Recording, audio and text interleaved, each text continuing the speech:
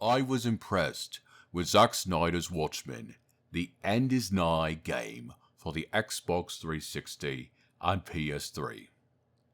It struck such a chord with me that I felt myself transported back into the early 80s when the rights to the childhood comics heroes was being taken in by my beloved DC Comics. As a fan of corporate buyouts and creative reshuffling, I took it upon myself to envision what a DC Comics' own charlatan comic story would be like. Would I invoke the staunch adherence to black and white morality? Would I question the ethos of masked vigilantes? Or would I take a rather unsightly look at the psychosexual nature of repressed deviants gallivanting in elaborate bondage gear and a power abuse roleplay performance? But then, the wild idea came to me.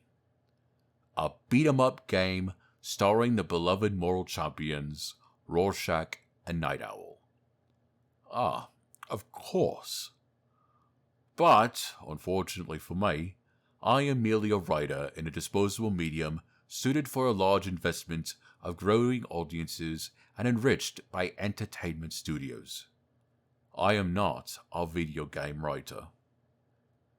So, for the time being, I had to stay my hand and shelve my dreams. So I wrote a 12-issue story about the Cold War, blue ass cheeks, repressed man-children, and a giant squid or some shit. And every once in a while, I'd get bored and write a fanfic on my favorite manga, One Piece. The comic did alright for the time and was clearly understood by fan and investor and corporate shareholder alike, but it wasn't much of a classic, really. That was until the arrival of Zack Snyder's Watchmen, The End is Nigh video game.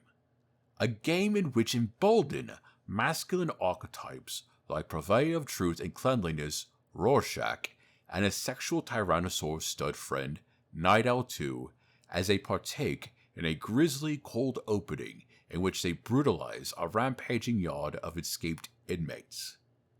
Truly, this was the finesse of caped comics storytelling.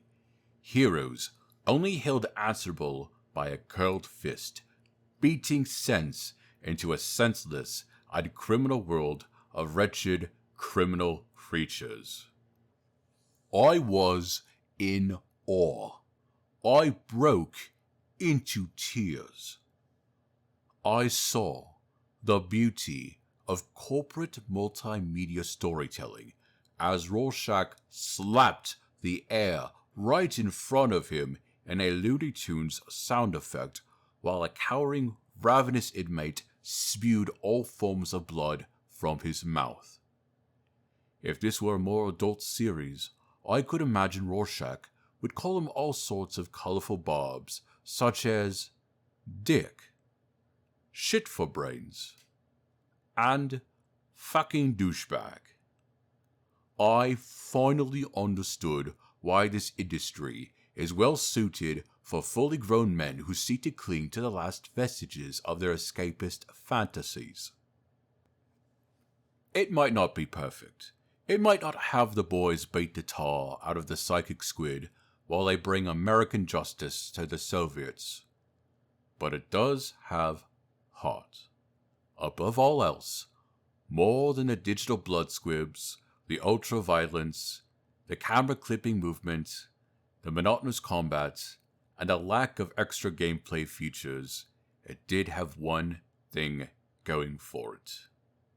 It had family. That's right. Family in these products as lovingly curated by the company of Warner Brothers Studios and a subsidiary DC Comics. So, thank you, Zack Snyder's Watchmen, The End is Nigh. Thank you for making me see what Watchmen was always meant to be. Yours truly, Alan Smithee.